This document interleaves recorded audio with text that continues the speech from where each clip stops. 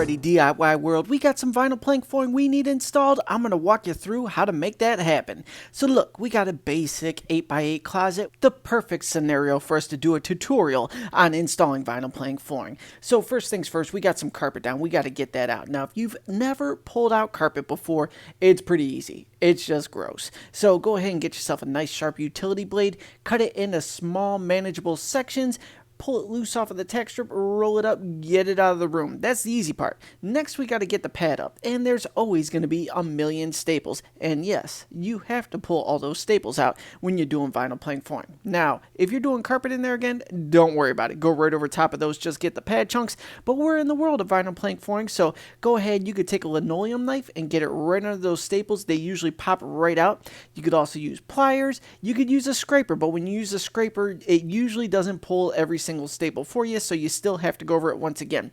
This being a little 8x8 closet, we're just going to manually pull each one with a linoleum knife here. Just get it right up under the staple, bend back, and boom, they go flying. Once the staples are out, we got to get rid of the tack strip. Get yourself a pry bar, a hammer, and just slowly wiggle those pieces loose. You're going to chop your fingers up, so make sure you have a pair of gloves on. Sweep up that huge disaster you created there. Make sure it's free of all debris, because a nice clean workspace is going to be what you need to get the vinyl planks done.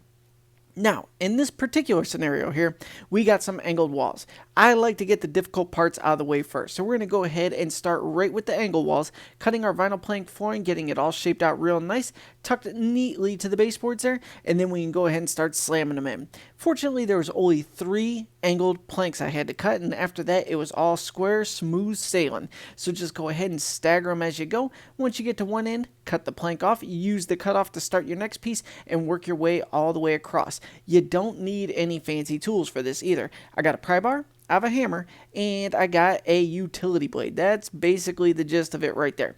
I'm using a scrap piece of vinyl plank flooring for my tapping block. I don't believe in buying tapping blocks. They're hot garbage. Don't waste your money. Next, we're going to go ahead and work our way all the way to the other side. And once we've made all the cuts, everything's nice and tight, I'm going to show you one quick trick on how to cut that last plank, because those are usually the trickiest for most people. You think you need a tape measure and a straight edge and all that. Not the case at all. Look at me fighting with this little closet there. All right, here we go. Getting down to the home stretch. We have to cut around the heat vent. That's basically our last obstacle before we do that tricky long plank cut.